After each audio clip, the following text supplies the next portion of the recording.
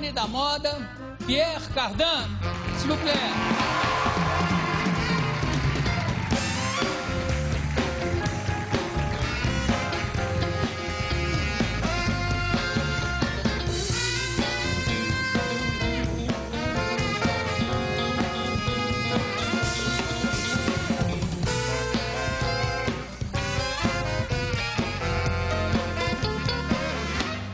Évidemment, ce n'est pas la première fois que vous venez au Brésil. On s'est déjà trouvé ici plus d'une fois. Oui, il y a plus de 40 ans, j'ai eu le plaisir de venir couper le ruban de la foire. Première fois au Brésil, à São Paulo, donc ça remonte très longtemps, il y a 40 ans. Et cette fois, vous venez pour une exposition consacrée à vos 60 ans de carrière. Oui, c'est une consécration, 40 ans, 60 ans, 4 générations bientôt par mon âge. C'est très rare d'avoir la chance de pouvoir être encore là par une part avec vous. Voilà. Et dites-moi, vous étiez le plus jeune quand vous avez commencé? Oui, j'ai commencé avec Christian Dior, j'avais 20 ans. C'est moi qui ai été le premier employé de la maison Dior. Et maintenant, je suis pratiquement tous mes collègues, malheureusement, nous ont quittés. Et je suis le plus vieux, voilà. Oui, et toujours le plus jeune. Enfin, si vous le dites. Non, mais c'est vrai, c'est vrai, c'est vrai. Vous êtes né en Italie. Je suis vénitien, je suis italien d'origine. Mes parents étaient des terriens à Venise. Et la guerre, après la guerre de 14, j'entends. La guerre de 14, j'entends. Oui. Donc mes parents sont venus comme réfugiés, comme tous les réfugiés italiens qui sont en São Paulo. J'ai une tante, une sœur de ma mère qui est venue à São Paulo également à l'époque. Nous avons essayé de trouver, la chance de se retrouver à l'étranger, en Amérique ou en France. Mes parents ont choisi par la France et ma tante a choisi São Paulo. C'est bien, c'est bien. Vous êtes la première marque internationale arrivée au Brésil, je crois. Comment voyez-vous la manière de s'habiller de la femme brésilienne que vous avez vue? Bien, vous savez, maintenant, la femme brésilienne est internationale, il n'y a plus de mode nationale. Auparavant, il n'y avait pas les difficultés, il y avait les difficultés du transport, la distance. Pour venir à São Paulo, il fallait 15 jours de bateau, je crois. Ouais. Parce que moi, une fois, je l'ai fait. Ah oui? Mais je me suis arrêté en route, parce que je trouvais la route trop longue. Et évidemment, maintenant, 13 heures, 12 heures, on est dans votre ville, c'est formidable. Donc, les comparaisons ne sont plus du tout les mêmes. Et vous appartenez aussi, si je ne me trompe pas, à l'Académie des Beaux-Arts. Et vous avez d'autres créations en dehors de la mode. Plusieurs, d'ailleurs. Oui, c'est-à-dire que je me suis diversifié en réalité. J'ai compris que la mode était un métier que j'ai assumé pendant très longtemps, et encore je continue maintenant. Et puis j'ai eu l'idée de faire du prêt-à-porter qui m'a amené au théâtre, puisque je voulais faire du théâtre au début. Lorsque j'avais 16 ans, je voulais être acteur et danseur, que j'ai d'ailleurs fait avec Jeanne Moreau ici, un film avec Jeanne la Française, dont je crois qu'on s'était rencontrés à ce moment-là. Et puis j'ai maintenant propriétaire de 4 théâtres en France, et je fais du théâtre, de l'alimentation avec Maxime, de l'habit des hôtels, enfin un peu dans tout, je suis dans toutes les branches, académicien comme vous le dites très justement, ambassadeur, enfin j'ai vraiment une carrière assez diversifiante. J'ai vu une pièce à Paris avec Jeanne Moreau.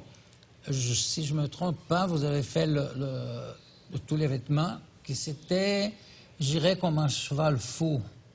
Avec Jeanne, voyez-vous, ma vie commune a été assez longue et j'ai travaillé beaucoup pour les costumes de théâtre et cinéma puisque j'ai commencé ma carrière avec Jean Cocteau, Luchino Visconti, Jean de Lannoy, Christian Jacques, Max Ophüls, Lauzet, enfin avec tous les grands metteurs en scène, avec Caca Diaguez, puisque c'est avec Caca Diaguez que j'ai fait le film Jeanne la Française, dont j'avais le premier rôle avec Jeanne. Donc j'ai travaillé beaucoup pour le théâtre et le cinéma.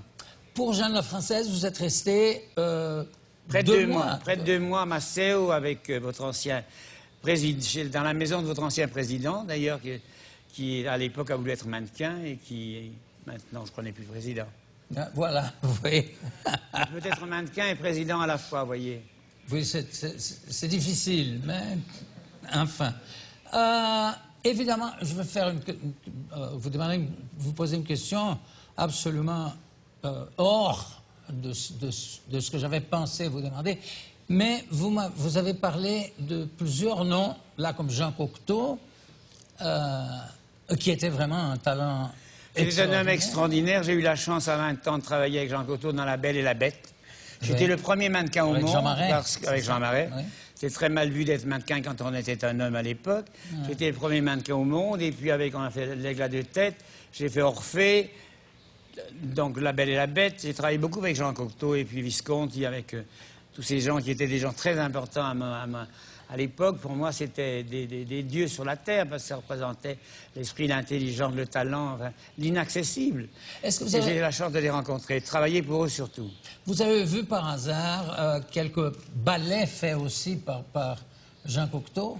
Oui, j'ai vu beaucoup, tout pratiquement ma carrière en 1900, ça remonte très loin, comme vous pouvez l'imaginer. Donc en 1900, après la guerre, en 1945, tout le travail de Jean Cocteau, j'y ai participé. Picasso aussi? J'ai rencontré Picasso, Braque, j'ai rencontré beaucoup de gens dans la musique Honegger, Auric, tout le mouvement de l'époque était un mouvement extrêmement brillant. Les hommes de lettres, Monterland, enfin tous les gens qui ont compté dans la littérature, dans la musique, dans la peinture, dans la danse et évidemment dans la mode. Je crois qu'il y a une chose qu'on faisait et qu'on ne fait plus et qui était très important, c'était de se rencontrer. Les gens se rencontraient plus souvent. Oui, par exemple, Sartre, c'était courant d'aller à Saint-Germain-des-Prés, de rencontrer Simone de Beauvoir, Jean-Paul Sartre, de voir tous les gens, les écrivains, des gens de tout premier plan qui allaient prendre un verre à Saint-Germain, ce que l'on ne voit plus maintenant d'ailleurs, je dois dire. Oui, ça. D'ailleurs, il y a eu un moment que Castel a même fait Castel comme un club particulier. Après, ça s'est Oui, enfin, transformé. Castel a été un club très sympathique pour les jeunes, où toute la jeunesse de Saint-Germain-des-Prés allait, mais c'était tout petit, ça, en fin de compte. Oui. C'est un grand nom, tout petit comme endroit. C'est ça. Moi, j'ai créé l'espace, vous savez, où on reçoit 1000 personnes à la fois, 2000 fantastique, personnes. oui. Alors, c'est beaucoup plus grand. Et dites-moi, de vos collègues, disons comme ça, je suis fasciné par Chanel, par Coco Chanel. Moi, j'ai très bien connu Vous Coco l'avez Chanel, très bien bien connu. sûr. D'ailleurs, c'est moi qui devais reprendre l'affaire Chanel après la guerre. Chanel était en Amérique et Wertheimer, qui était le propriétaire des parfums, avait besoin d'un jeune talent. Et à ce moment-là, j'avais quitté Christian Dior 150. Donc, on m'avait proposé d'aller chez Chanel et puis j'ai refusé. Et ensuite, on m'a proposé d'aller chez Piguet, qui était une grande maison à l'époque. Et j'ai refusé également. J'ai préféré être le premier chez moi que le deuxième ailleurs. C'est vrai. Bravo, bravo. Donc, et donc, vous étiez aussi le premier à mettre des hommes sur la passerelle. C'est-à-dire qu'on n'avait pas l'habitude de voir des collections d'hommes. C'était l'Italie, c'était l'Angleterre qui dirigeait la mode masculine, et l'Italie par le goût et la qualité des tissus, les matériaux. Et moi, j'ai voulu prouver que la France, quoique étant italien d'origine d'ailleurs, j'ai voulu prouver qu'un Français également, puisque je suis naturalisé français, pouvait également créer la mode pour hommes. Et j'ai téléphoné aux universités de Paris, sciences, maths, philo, toutes les grandes universités, médecine, chirurgie, de m'envoyer des étudiants. Évidemment qu'ils ont été un peu surpris que je demande aux universités de m'envoyer des modèles, parce que ces étudiants n'étaient pas des modèles. C'est donc moi qui ai lancé sur le marché mondial des étudiants qui sont venus présenter ma collection. Et aussi, vous étiez le premier à mettre vos modèles, vos créations dans les grands magasins, non? Oui, c'était prêt-à-porter à l'époque, comme j'avais eu la chance. C'était un scandale à l'époque? C'était un grand scandale qui m'a obligé de quitter la chambre syndicale, étant donné que quand on était un couturier, on n'allait pas faire du prêt-à-porter. Il y avait deux fédérations très différentes, la haute couture et le prêt-à-porter, qui n'étaient pas du tout en communication. Et moi, j'avais très jeune, comme je vous l'ai dit, par ces gens que j'ai rencontrés, toutes ces personnalités très influentes, je les avais eus à 20 ans, 22 ans, 23 ans, donc je n'avais pas à attendre de les connaître. Je me suis dit, j'avais un côté, comme tous les jeunes, un peu révolté et un peu socialiste, comme tous les jeunes. On ne sait pas pourquoi on l'est, mais je crois que c'est une période de la vie qu'il faut accepter.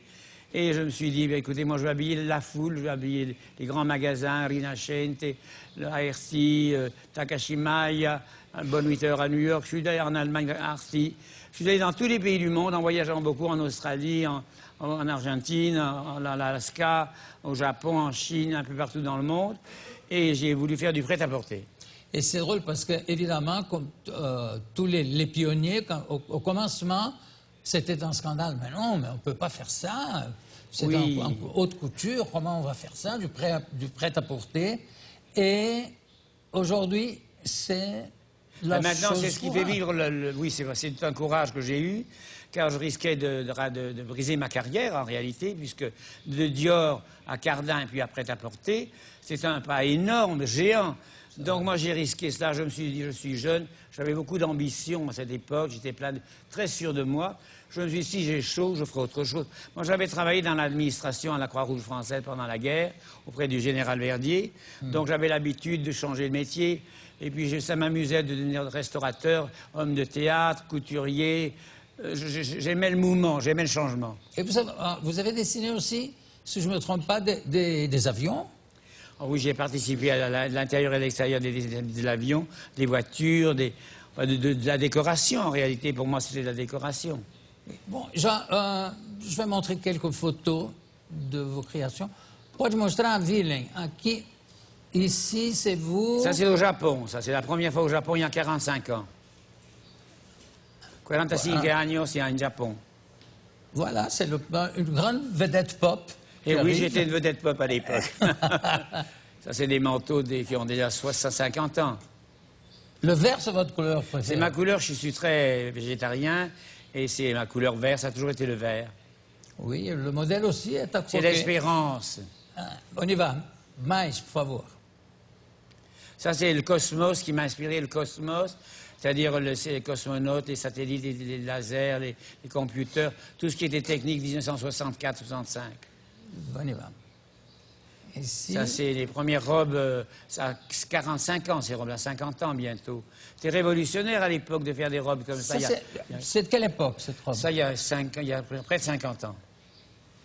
Faire ça à Paris il y a 50 ans, ça également, c'est 45-50 ans. Ouais. C'était très moderne à l'époque, d'ailleurs, on ne les vendait pas. Porter des bas noirs à l'époque, c'était un scandale. Il y avait que les femmes de chambre qui portaient des robes des bas noirs. Et l'autre chose, il y a aussi une mode seulement pour défiler et une autre mode qui va...